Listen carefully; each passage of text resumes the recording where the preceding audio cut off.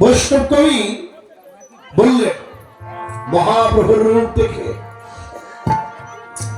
হেমশয় অতি গোরা, অতি গোরা, সুমধুর হাসো থোরা, হাসো থোরা, জগ জনন জগ জন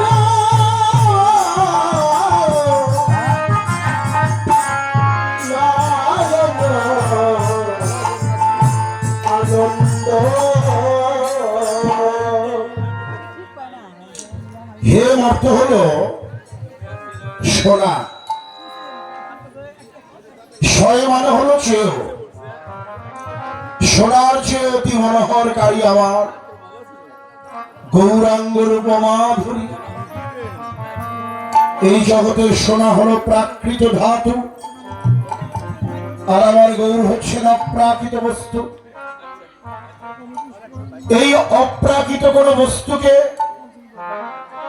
প্রাকৃত ধাতু দিয়ে তুলনা করা যায় না, তার তুলনা কেউ তুলনা, তার তুলনা কেবল তারই সাজে, তারই সাজে, তুলনা নেই তার ত্রিভুবন মাঝে,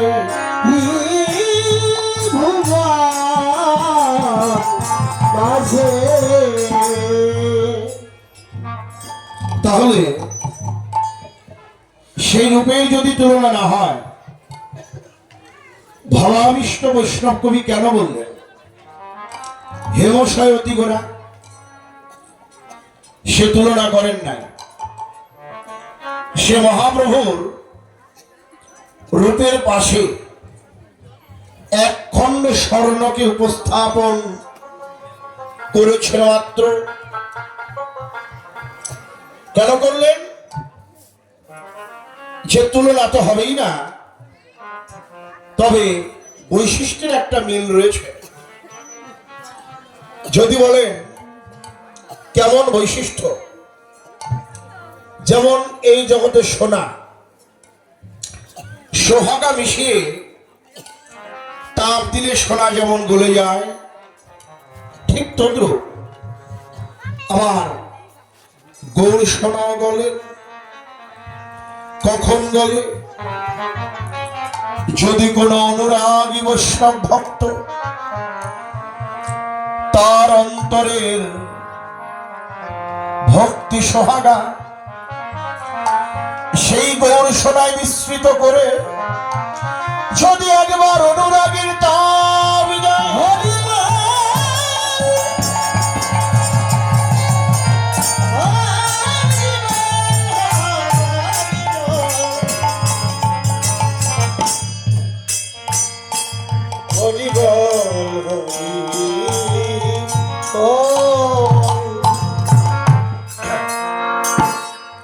আমার গৌর সোনা তবেই গলে যায়। তিনি গলবে না কেন? তিনি যে প্রেম বৃক্ষের নিগম কল্প তরুর গলিত ফল। গাছে যখন আম কাঁচা থাকে তার বর্ণ থাকে শ্যাম বর্ণ, গাছের কাঁচা আম যখন পেকে যায় তার বর্ণ হয় গৌর বর্ণ।